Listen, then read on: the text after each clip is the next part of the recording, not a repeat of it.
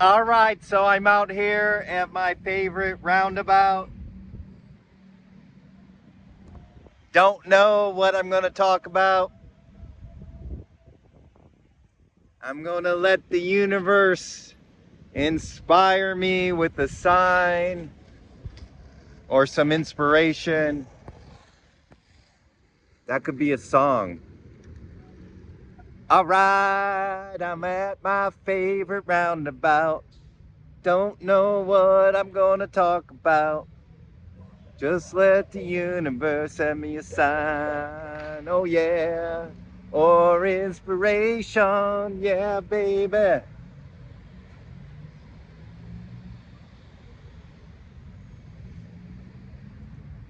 Universe, life's a song.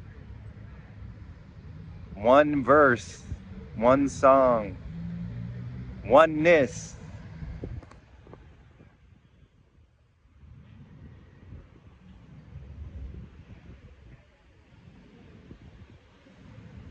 Everyone is singing their song, everybody is dancing their dance.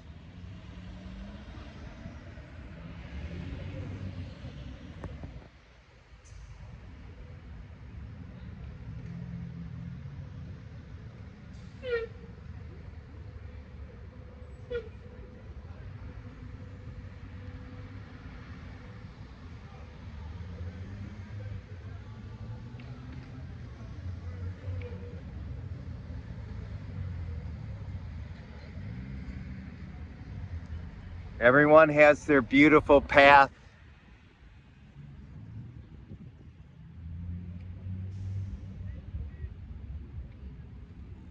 And when you recognize that in yourself and in others too,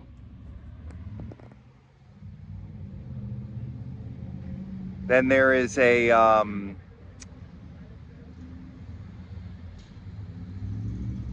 appreciation. There is a compassion. There is an appreciation for everybody on their path and compassion for everybody on their path. And there's an appreciation for you on your path, and there's an appreciation for and a compassion for your path. And that's a very difficult thing for a lot of us, to have compassion for our path. Or even appreciation. I certainly didn't have appreciation for my path until years later, when a lot of healing took place.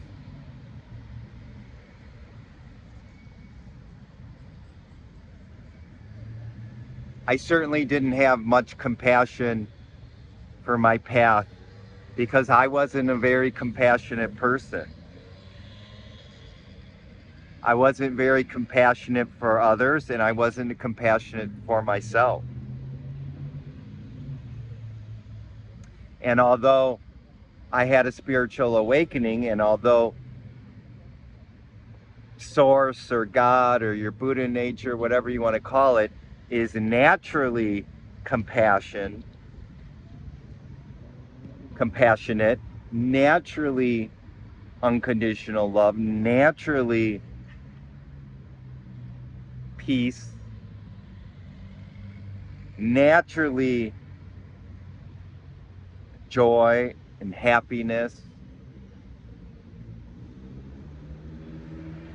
I still had to cultivate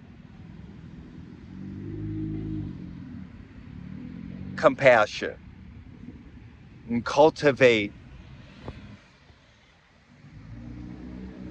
joy, because I wasn't a very joyful person, except in few instances, but on the whole, I think there's a mistake that many people make, and certain teachers make, because they have a different perspective because of either their own karma or understanding their level, whatever, is that awakening to your eternal truth is going to fix all your all your problems, all your karma, just like this, and is going to transform your being and the way you interact with the world, and this in your nervous system, instantly or relatively quickly.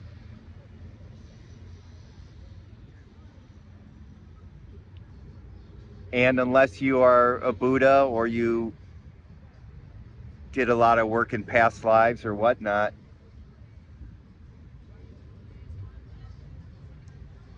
for most of us, that's not the case. So even though Source is all of these attributes that I mentioned, our interface, I think that's a good word, this costume or this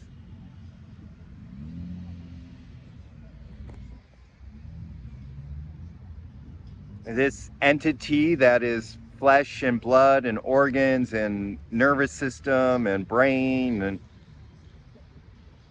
subconscious and all that stuff.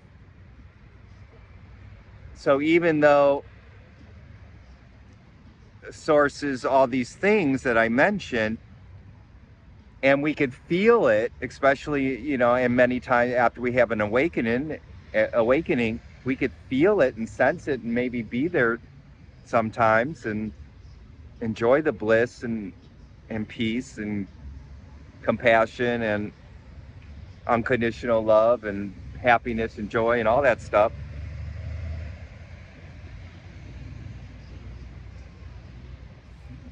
We need to retrain this body mind,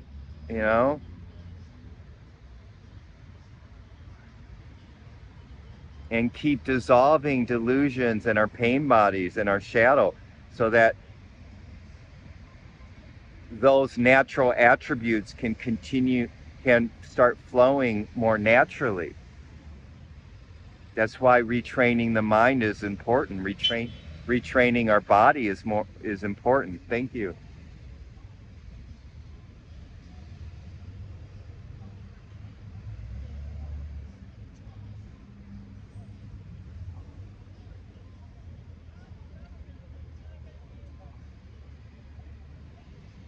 The song that you have in you, those gifts that Source wants to share with this world through your being. A clear vessel, when you become a clear vessel, it could really just shine. It could shine out. But it's difficult to shine out when all this gunk is still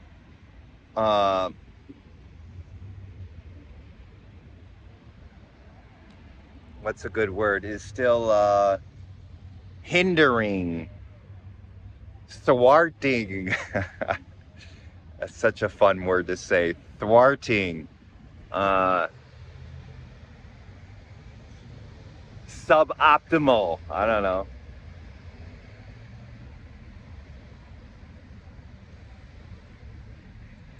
So retraining and doing somatic exercise to clean out and to retrain your body, because in this incarnation and past lives, but let's just say this incarnation, we've been conditioned since childhood to react certain ways to certain situations, and even after having an awakening. That's why a lot of people are confused when they've touched emptiness and the eternal, and it's blissful, and then there's a big shock when they go back to home, or the spouse or their family or work, and they're triggered. The pain bodies come up, and they're like, "What?" You know. And I even said, I was like, God, source, eternity, nirvana, whatever you want to call it. I'm like, you're supposed to be so powerful. Aren't you more powerful than that? You should have obliterated all this stuff, right? I thought that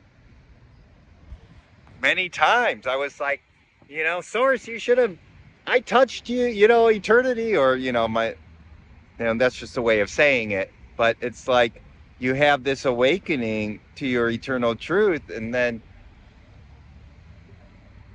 your mind has a conception because of certain teachers or teachings that could be a part of it, but also just like, hey, your own ego thinks that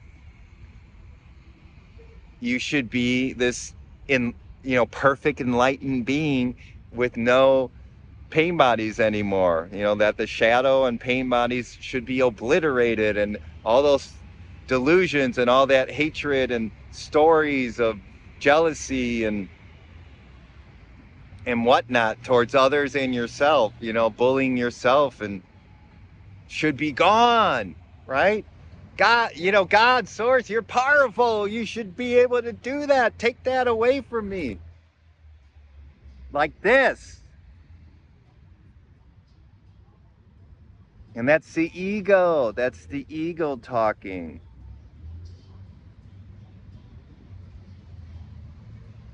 And I do want to say, source is powerful, is the most powerful thing and beautiful. And it is taking away all of your delusions and pain bodies. But over time, it takes, there's a divine plan. The Tao reminds you of this, that be like water. It takes time, drip, drip, drip over hard rock. Over time, that the softness of the Tao, the softness of source, of peace. This is peaceful, okay? Our delusions are noisy and harsh and not peaceful.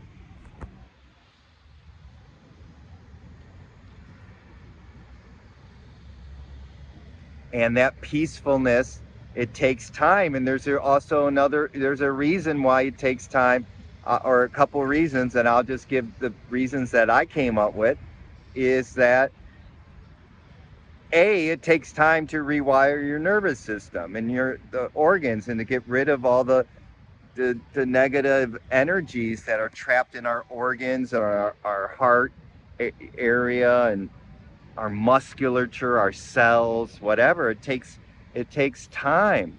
Just like it took time for us to be conditioned as kids, right? That took time. And so this reconditioning will take time.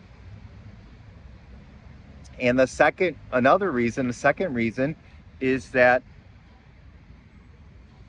we need to learn wisdom and understanding of this awakening process, so that we could be wiser beings as we share and our truth, share this nirvana with others, and be an enlightened being, whatever that is, but so we need to grow and mature, I think is a good word.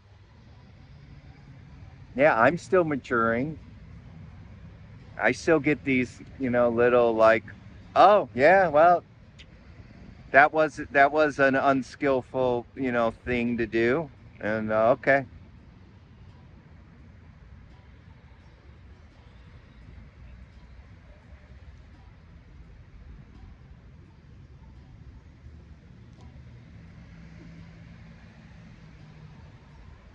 So for us to going back to the original, my I don't know, the one song. We all have our song. We all have our dance. And everyone else does. So, and then another, the third aspect too, is because of your challenges and traumas that you have healed and you have faced during your awakening process and growth, then you have compassion. Um, you really start, the natural compassion in you comes out, but also the compassion and understanding of your own journey comes out. So you have compassion for others and you have understanding for others, right? You're not like many of us go through this in the beginning of our spiritual path, and I certainly did at times where we didn't have that wisdom and compassion. So we had an awakening and we're like, oh yeah, just, you know, just, it's just in a delusion. So you'll tell people who are deep in pain bodies, deep in delusion, deep in their story, and you say to them, hey, it's just a delusion, it's just a pain body. Don't worry about it. It's a lie, or you're in a pain body, blah blah blah. And you're acting in an unskillful way to them. You know, you're basically acting like a spiritual douchebag, right, to others who are suffering because you haven't matured, right? Thank you. Like the honkers, they're not maturing. They're just honking. Hurry up! I gotta get home. I gotta.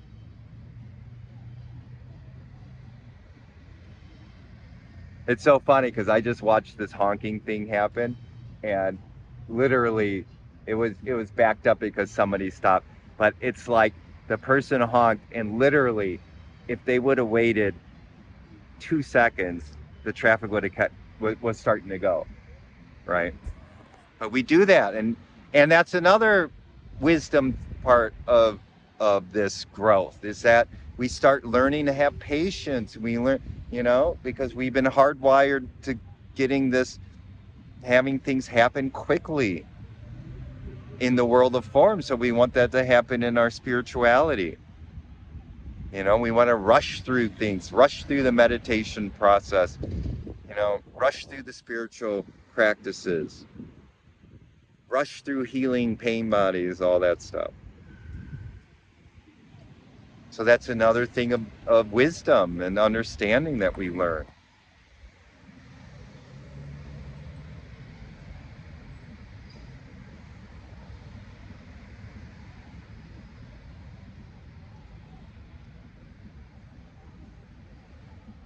So everyone's dancing their dance. Everyone's a part of it, singing their song, their one song, universe. And it's beautiful. All right. So I think we got some music playing in the background. I don't know if you could hear it, but it's starting to play. So, you see? Everyone's got it. I love it. Until we meet again, love you in this beautiful now moment. Yeah, yeah, yeah, yeah, yeah. Now moment. Ooh, yeah. And we deliver for you. Source delivers for you.